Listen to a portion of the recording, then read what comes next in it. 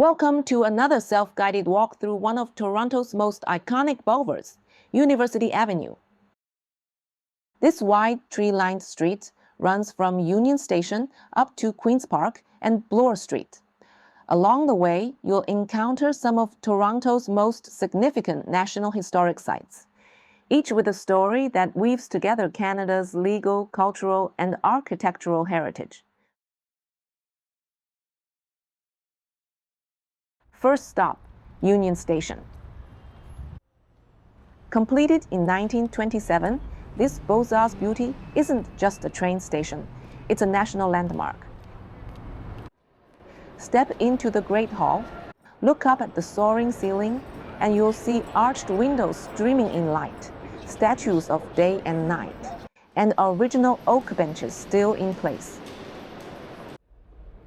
Union Station isn't just for commuters. It's also home to shops, cafes, and even concerts. It's Toronto's grand entrance, and well worth a look, even if you're not catching a train.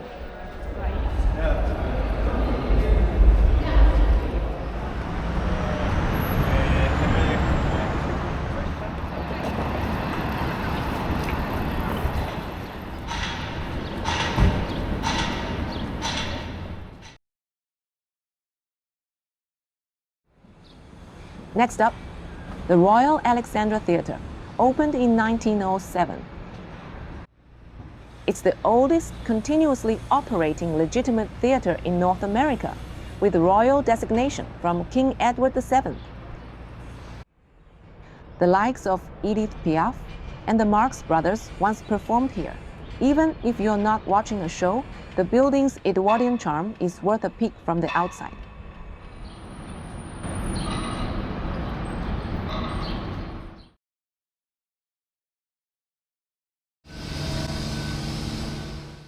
A little further north is Osgoode Hall, built in the 1830s. This stately building is home to the Law Society of Ontario and once hosted the province's top courts and law school.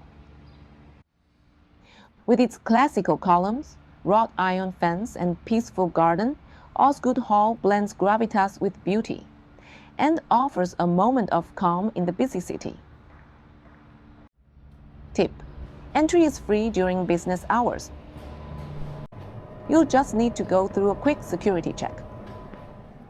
Once inside, you're free to wander the halls, admire the historic interiors, and even sit in on a judge's proceeding if one is in session.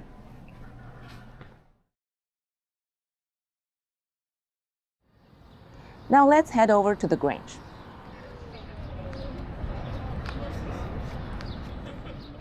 Built in 1817, it's the oldest surviving brick house in Toronto and was once home to the powerful Bolton family.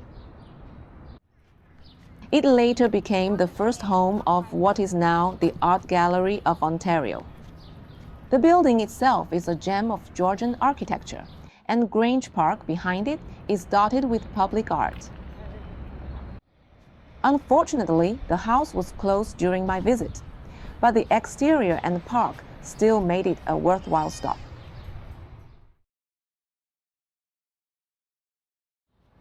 A short walk away is the George Brown House, built in 1858. Brown was one of Canada's fathers of Confederation and a vocal abolitionist. His home showcases Victorian design, including a mansard roof and walnut interiors. It too was closed during my visit, but remains a significant heritage site to admire from outside.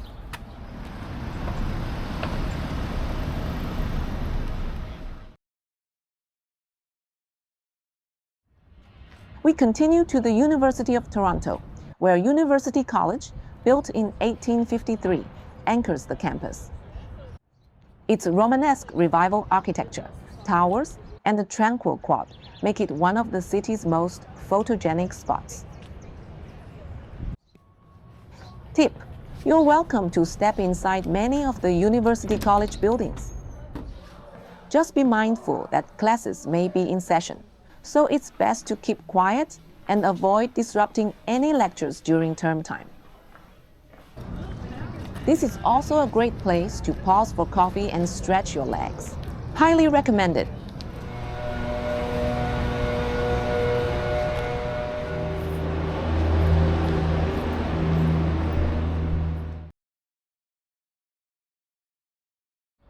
Just nearby is Annesley Hall, part of St. Michael's College.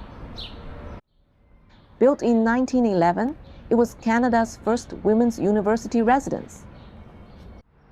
Its Gothic Revival details give it a storybook feel, especially in autumn when the ivy turns red.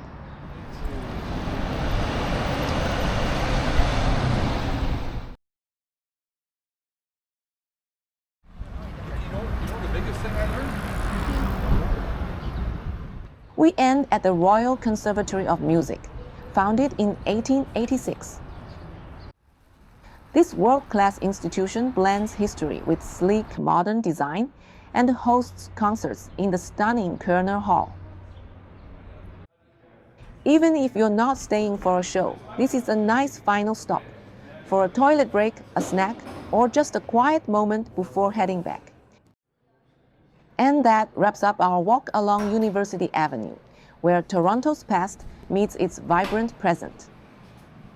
If you enjoyed this tour, please like, comment, or subscribe for more self-guided city walks. Till next time, safe travels and keep exploring